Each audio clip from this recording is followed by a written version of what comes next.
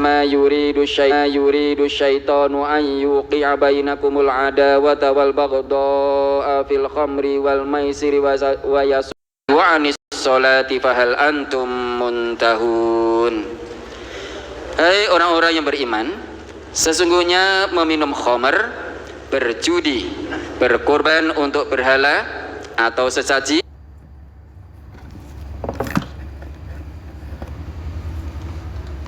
masuk perbuatan syaitan, maka jauhilah perbuatan-perbuatan itu agar kamu mendapat keberuntungan.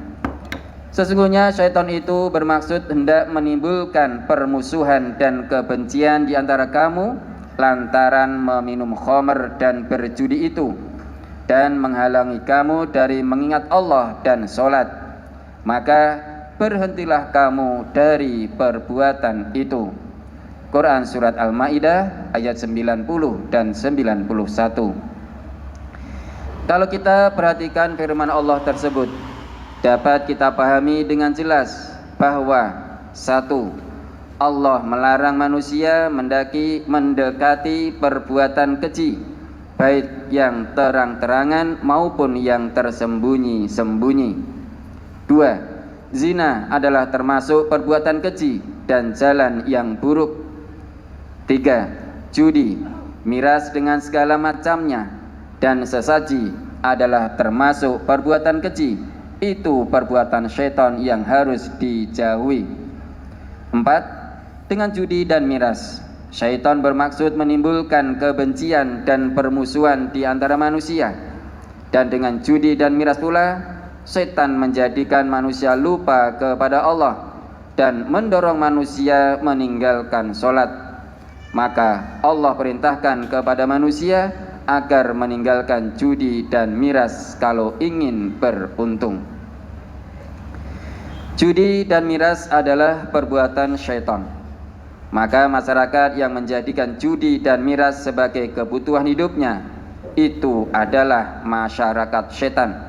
Harus kita berantas, karena syaitan adalah musuh yang nyata bagi orang-orang yang beriman.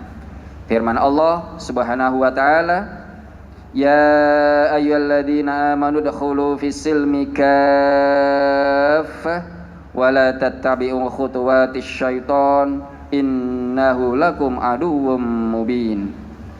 Hai orang-orang yang beriman, masuklah kamu ke dalam Islam secara keseluruhan dan janganlah kamu turut langkah-langkah syaitan. Sesungguhnya syaitan itu musuh yang nyata bagimu.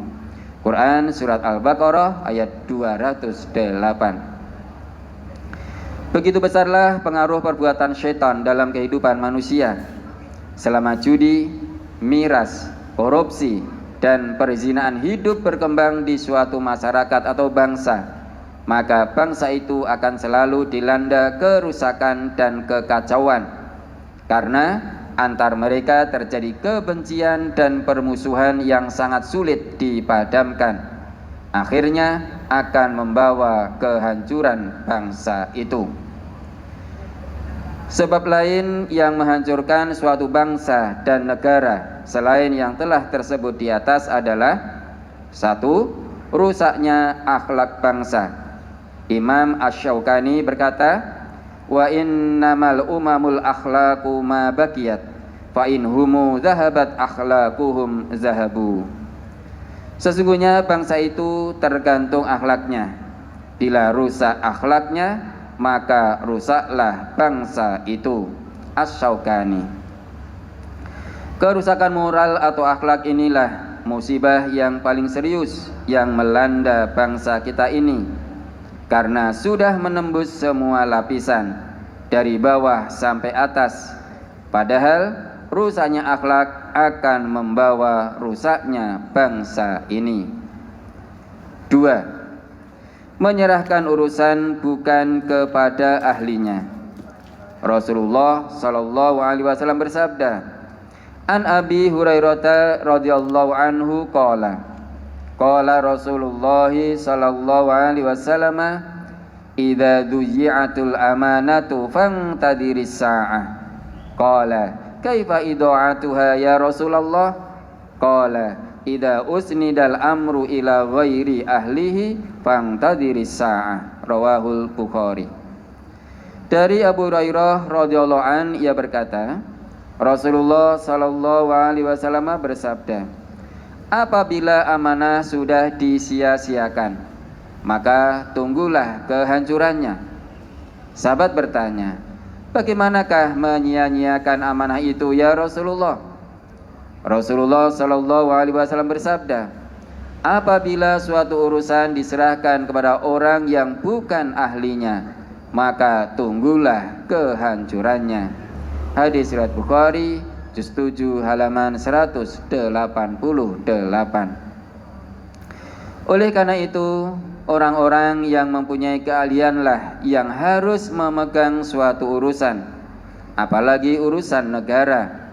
Dalam hal ini Rasulullah sallallahu alaihi wasallam bersabda, An Abi Hurairah qala Rasulullah sallallahu alaihi wasallam, idza kanat umara'ukum khiyarakum wa ghniyaukum sumahaakum wa umurukum sura bainakum fadhahrul ardi khairun lakum min batniha wa idza kanat umara'ukum shirarakum wa ghniyaukum bukhalaakum wa umurakum ila nisaikum fabatnul ardi khairun lakum min zuhriha.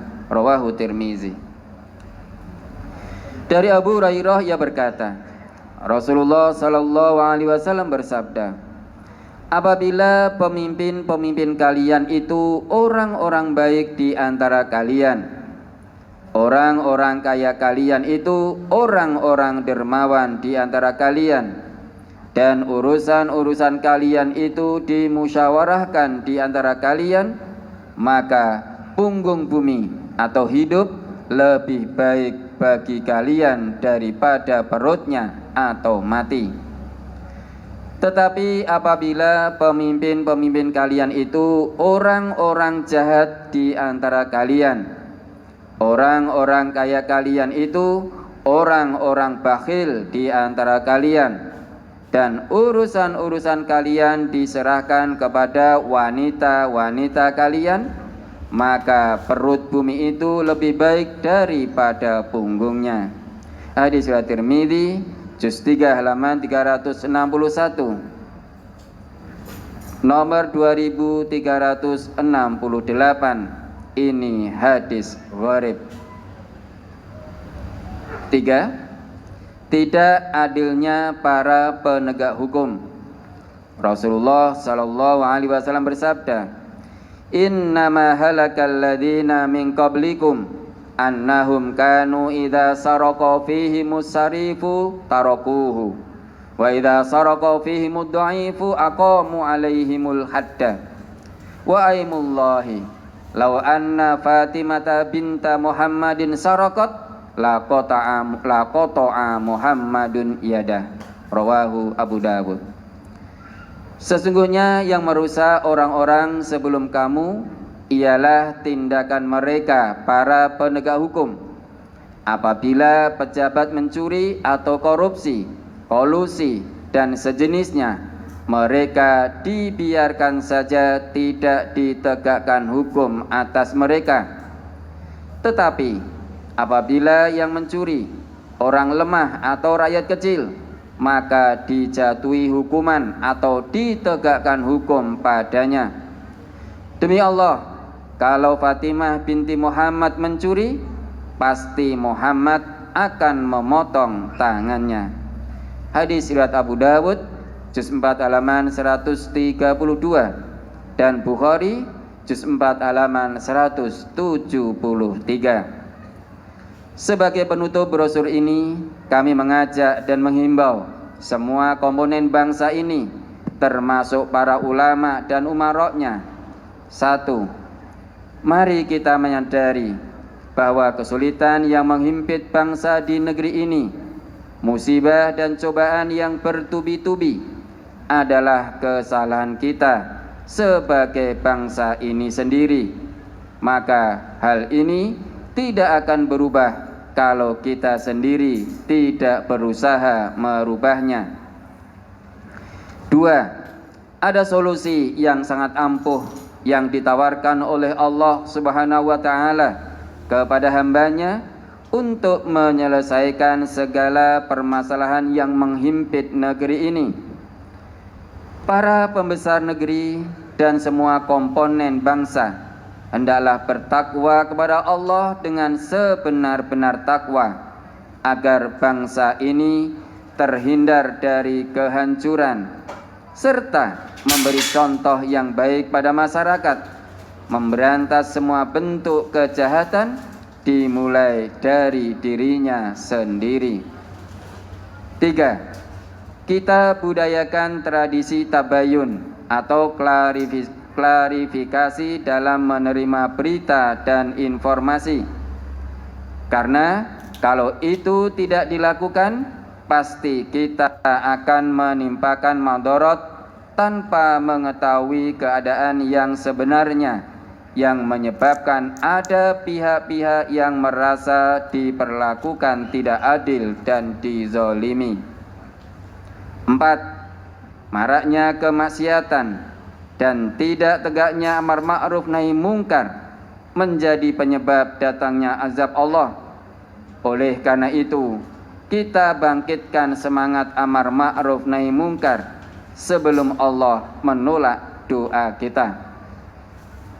5. Para ulama dan umara hendaknya menjadi uswah hasanah, teladan yang baik terhadap rakyat bangsa ini. Jangan hanya pandai berkata, tapi lain pula perbuatannya. 6. Para pemimpin dan wakil rakyat yang baik hendaklah peka melihat keadaan dan berperan aktif memperhatikan nasib generasi penerus yang sangat memprihatinkan. Lemah ekonominya, lemah moralnya, dan lemah agamanya. 7. Para penegak hukum hendaklah berlaku adil dalam menjalankan tugasnya tanpa pandang bulu, sekalipun pada dirinya sendiri atau keluarganya. 8. Mengajak kepada semua masyarakat, hendaklah hati-hati benar dalam memilih wakil-wakil rakyat untuk masa-masa mendatang.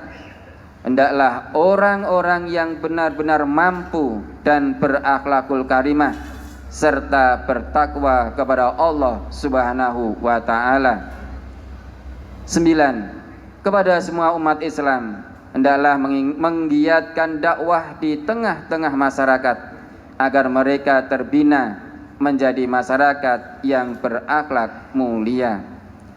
Semoga Allah Subhanahu wa taala selalu menyertai kita dan mengampuni dosa-dosa kita, serta selalu membimbing dan menuntun kita ke jalan yang lurus.